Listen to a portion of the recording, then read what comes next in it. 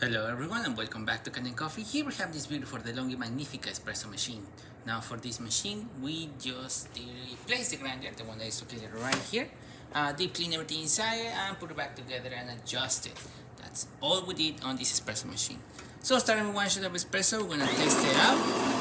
As you can hear, grinder is definitely grinding.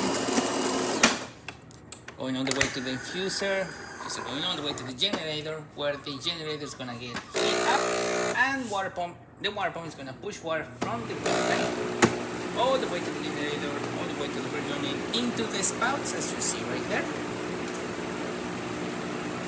Nice steady stream coming out of the machine. Looking good. We're grinding on the 4 setting, which is on the coarser side.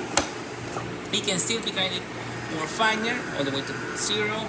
And as you can see, we got a nice little layer of crema that we can increase if we increase the grinding side right here and decrease the adjustment side of the grinder by making it finer. So yeah, that's all we did on this espresso machine.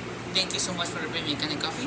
Subscribe to the channel if you haven't done so already. Hit that bell and like this video. Thank you so much.